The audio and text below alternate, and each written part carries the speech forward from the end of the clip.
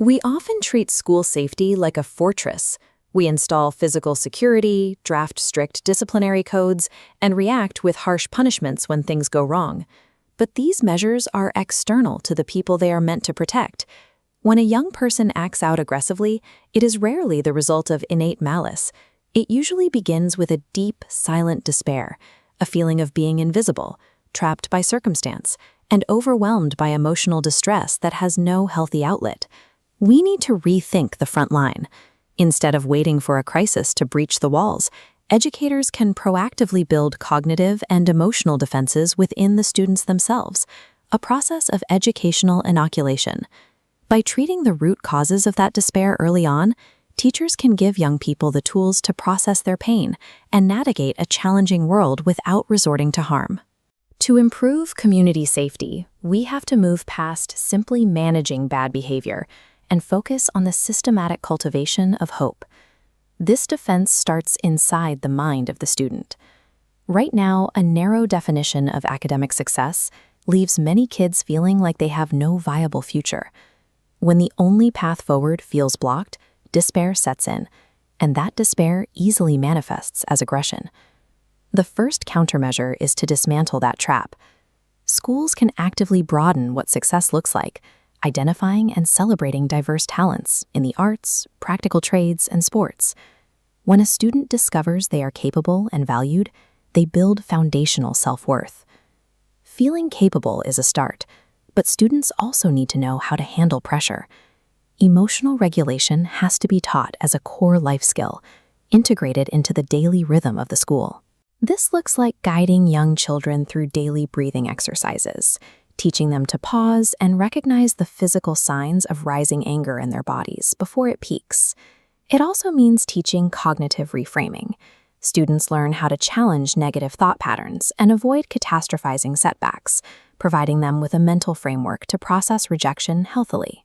When a young person respects their own potential and possesses the internal tools to weather emotional storms, they become less susceptible to the knee-jerk impulses of violence. Outside the classroom, that internal resilience is immediately tested by the digital landscape. Social media platforms use specific algorithms designed to maximize engagement, which frequently means serving up divisive, inflammatory content that accelerates conflict. Very quickly, these digital spaces form dense echo chambers. They push away alternative viewpoints, trapping young people in loops that fuel hostility. To prevent this from reaching physical reality, modern education requires media literacy. We must pull back the curtain on algorithms. Educators can train students to interrogate their feeds. They learn to ask, who actually created this video?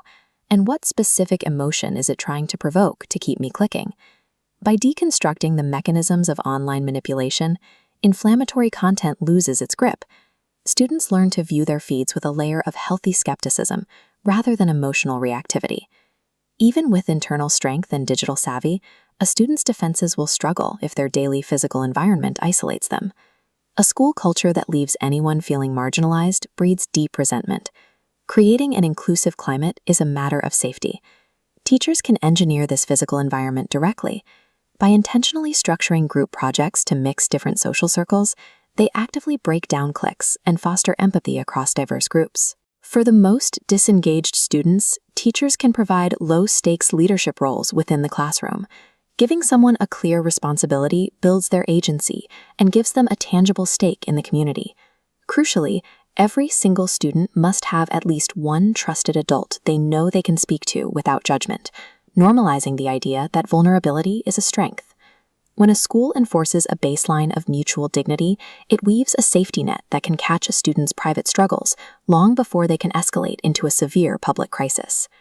Every classroom serves as a training ground for the future of our communities. By systematically replacing despair with hope, fostering digital critical thinking, and demanding inclusive environments, we build 3 overlapping rings of defense. These proactive measures do more than just manage behavior in the hallway. They shape the character and confidence of the next generation. By investing in the emotional resilience of every student, we strengthen the collective character of our schools. These individual skills scale upward, contributing to a more peaceful, cohesive, and compassionate society.